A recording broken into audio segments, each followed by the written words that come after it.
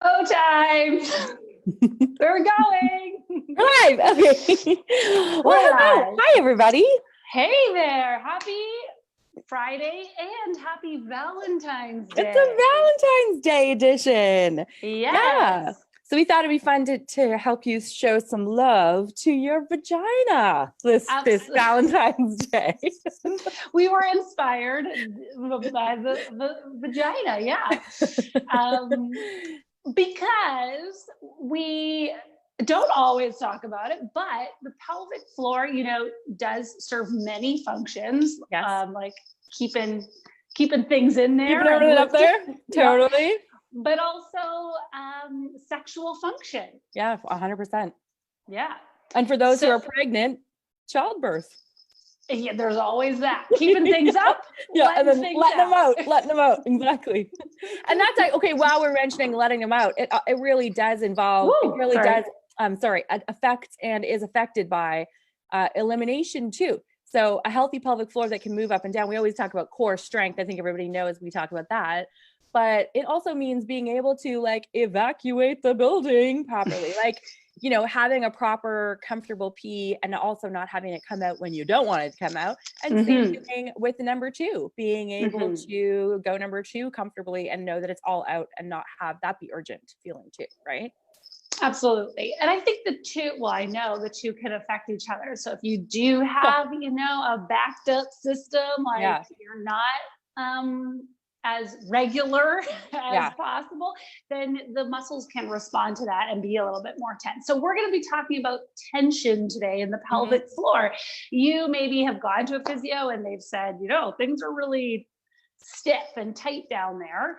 And you don't always know exactly where to go with that or what that means. So let's start with what would be some symptoms of a tight, stiff, tense pelvic floor? Yeah. Well, God, I mean, I see this so much. In fact, it's really interesting, I think, is I see a lot of mamas who are, loose is funny because they think of loose as the opposite of tight, but let's say lacking tone in early postpartum. Go to a physiotherapist, awesome. Go to a trainer, learn how to engage, get kind of fixated on the pelvic floor, and then go through, back to desk work and, sitting with that kind of rounded pelvis, and everything starts swinging the other side of the pendulum and getting overly 100%. Tight, right? Yeah. So exactly. Yeah. We don't always take time. We take time and we focus on that engagement and exercise and strengthening, not just the pelvic floor, but other like hips and whatnot, core strength. And then we don't always take the time to also relax and soften and let things go. Yeah. So kind of a classic visual is like, it can be hard because we can't see the interior muscles of the pelvis. So it's hard to imagine other than knowing you have symptoms, right? And so we'll talk quickly about symptoms, but if you want to imagine what it's like to have a pelvic floor that's always tight, it's like, imagine you have a knee that doesn't bend. And that leg is constantly straight. You know what I mean? Or you've got it's like doing your bicep curls and you curl up and you never go all the way down. And imagine if you sit here all day and do this, even just do that for like 20 seconds here. And it's going to get sore. And then feel when you try to stretch it out. Oh, so a lot of us have that like tight pelvic floor that's just not able to move all the way that it should, right? Yeah. So the signs and symptoms, I mean, first one I always think of is that incontinence and pelvic floor that's too tight can also cause leakage, but often it's that kind of like you see, like you have a cue, like you're fine to jump, you're fine to run, but then maybe you get like really close to the toilet and all of a sudden you lose it, right? Like you just that urge kind of thing happens. Yeah. I mean, the same going with incontinence though as well. You might, when you cough, sneeze, jump, those muscles are already really tight and holding on and gripped, and so you add a little bit more pressure and they just can't withstand it, and so that's when you get a little bit of leakage. As well, you might have pain with intercourse or pain like putting in a tampon, like with insertion. There's just like those muscles are tight and stiff and you're adding to it and you're not happy. Just coming back to the incontinence thing is the feeling also sometimes that you're not fully able to empty. So, Yes. or it's almost like a UTI feeling. And I've had Mm-hmm. an overly tight pelvic floor, and I know that feeling. It's like a weird Yes. tingly, Yes. like a spasming. And Yes. so it feels like I've had moms say to me, I feel like I was getting a UTI, but I wasn't. I was like, oh, that's like a red flag that there's probably some tension in there, right? If you're not Absolutely. actually having an infection. Yeah. It could also present as back pain or hip pain. So, or Mm. with pregnant people, a lot of people will talk about like a discomfort in the pubic bone. Yeah.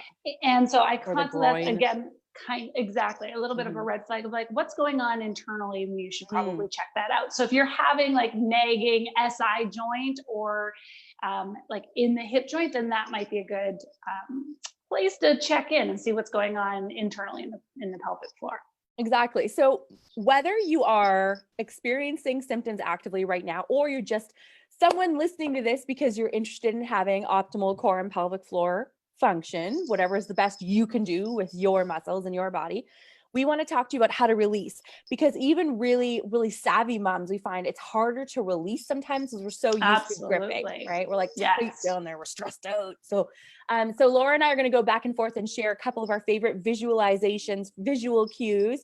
So if you're watching this, you can find a comfortable stacked position in your office chair or wherever you are now, or come onto your side if you're on the sofa, and see if you can follow along with these cues, and if that gives you a better feeling of relaxing the pelvic floor. Mm-hmm. I'm Laura, going to hit start it. with one I never thought I would use as a yoga teacher because it just sounded just too woo, like too out there. And now I use it all the time. So if you could think, like you might sit like Dara was saying, or just visualize those two sitting bones and the pubic bone and the tailbone, and the pelvic floor muscles connect to those four bony landmarks. And think of an expansion or a blossoming, like a flower, this like a blossoming, but like kind of that rose, like Round and soft and gentle. Yeah. open, yes, and flourishing in all four directions. So a blossoming, expanding, softening.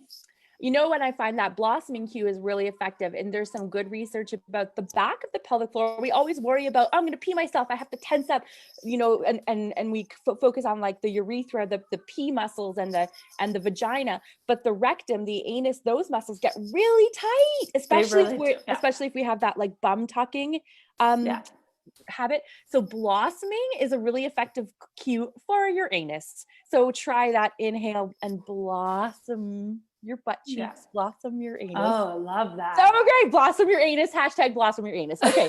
Number 2. Now we're going to have this visual. So what I want you to do is imagine your pelvic floor is a trampoline. Okay. This is a pretty common metaphor imagine your pelvic floor is a trampoline. It's kind of level. Okay. Soft, has give, but it's level. And when you inhale, imagine someone's just stepped on the trampoline. It comes down. And then when you exhale, we're focusing just on relaxing here. So when I exhale, just let the pelvic floor, the trampoline, come back to level. Don't lift it supernaturally above level. Trampolines don't go that way. And we're focused on relaxing. So we just focus, inhale, step on the trampoline, exhale, step off, and it just comes back to level. I love that people can probably tell that we're doing it just by watching this. That's why I know. I can't even with clients and stuff. I'm like, yeah. Okay, go. Number three. Okay, so we're going to think accordion here. So remember those landmarks, the pubic bone and tailbone, or you could think sitting bone and sitting bone. Ways.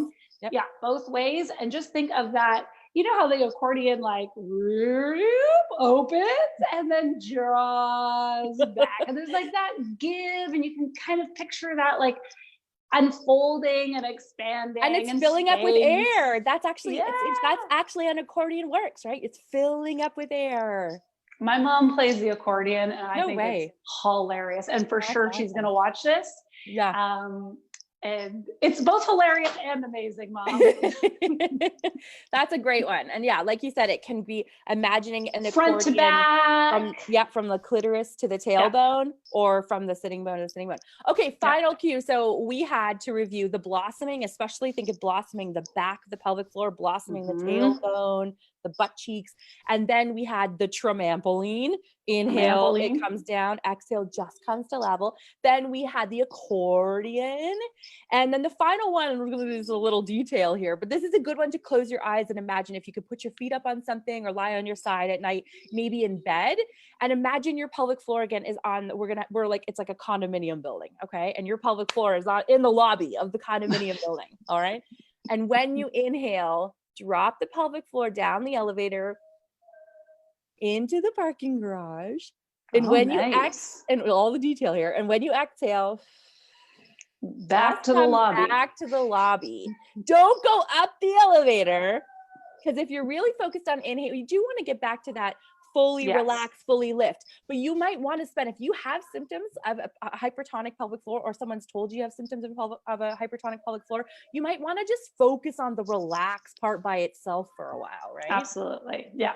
This would be great in preparation for birth. We mentioned pregnancy. If you're like 36 weeks on, this is where you want to stay. At 36 weeks onward, you don't need to do the lifting. We're focusing on preparing those muscles for the releasing phase. Don't fight it. Don't fight it. All right. So now we have a really great video to help you, and you don't know, free, just for you, gift from us. And we're going to put the link. This is a guided core breath, core and pelvic floor breathing with the inhale and the exhale. And Laura teaches it. It's beautiful. And several different positions and options. So we've got some yoga poses to help you, or seated, so that you can find what works best for you, because that's not going to be the same for everybody, which is why we're giving all these cues, because, you know, the accordion might really resonate with somebody else and be like, just totally not make sense for somebody else. Works for you. So you can click below to grab that video, download it, and save it on your phone, so you can pull it up maybe before you do a workout or at night before you go to sleep, and just be reminded of how that should feel. Absolutely. Happy relaxing your anus. I hope that you blossom those butt cheeks today. Today's the day. That's it. We're done. Too much. Bye, everybody. See ya.